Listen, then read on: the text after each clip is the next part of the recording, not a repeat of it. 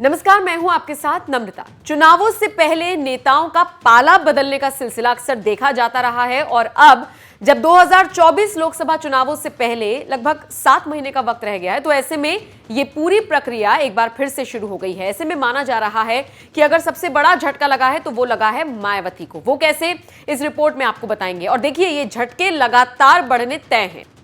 आपको पता ही होगा, सुभाषपा के अध्यक्ष ओम प्रकाश राजभर कल तक कह रहे थे कि मायावती को प्रधानमंत्री बनाएंगे, लेकिन फिर अचानक से एनडीए के साथ चले गए। अब उनकी बड़ाई कर रहे हैं और इसके अलावा तंज कस रही हैं बाकी दलों पर। इतना ही नहीं, अमित शाह के साथ उनकी एक तस्वीर वायरल होती है जो मीडिया से लेकर सोशल मीडिया तक के गलियारों में हड़कंप मचा देती है।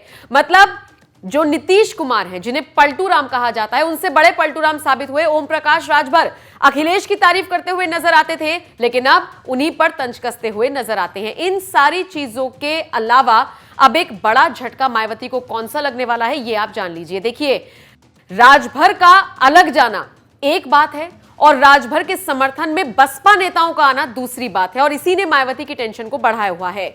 2024 इलेक्शंस में ऐसा लग रहा है जैसे ये लड़ाई मोदी बनाम महागठबंधन होने वाली है। आप जानते ही हैं, एनडीए वर्सेस इंडिया हो गया है और इसके साथ साथ 5 दल ऐसे हैं जो किसी के साथ नहीं है, जो किंग बनने से ज्यादा किंग मेकर बनने के इच्छुक हैं, और इनमें मायावती की पार्टी बसपा भी है। मायावती अकेले अपने दम पर चुनाव लड़ने का ऐलान कर चुकी हैं। यूपी की 80 लोकसभा सीटों पर उनकी नजरें हैं। इसके अलावा बिहार में वो तैयारियां कर रही हैं और लोकसभा चुनावों के साथ साथ जिन 4 बड़े राज्यों में विधानसभा चुनाव होने हैं, उसको लेकर भी मायावती अपनी पकड़ को मजबूत कर रही है। दिल्ली में मौजूद थी, लगातार बैठकें कर रही है, अपने भतीजे आकाश आनंद को जिम्मेदारी दे दी है, पदाधिकारियों के साथ बैठक कर रही है कि खोए हुए कोर वोटर को वापस लाया जाए, नए लोगों को पार्टी से जोड़ा जाए। लेकिन ये क्या, जो उनके पुराने साथी हैं वो उनसे टूट रहे हैं, छिटक रहे हैं और राजभर के समर्थन में जा रही हैं, और यही चीज मायावती की टेंशन को बढ़ा रही है। इस तरह से तो पार्टी टूट जाएगी, बिखर जाएगी, और अगर ये सभी राजभर के पक्ष में चले गए तो इसका सीधा सीधा फायदा एनडीए को होगा। आपको बता दें, सुभाषपा का दामन अब तक बहुत नेता थाम चुके हैं, जिनमें सिर्फ बसपा के नेता ही नहीं है बल्कि समाजवादी पार्टी के भी हैं, कांग्रेस के भी हैं।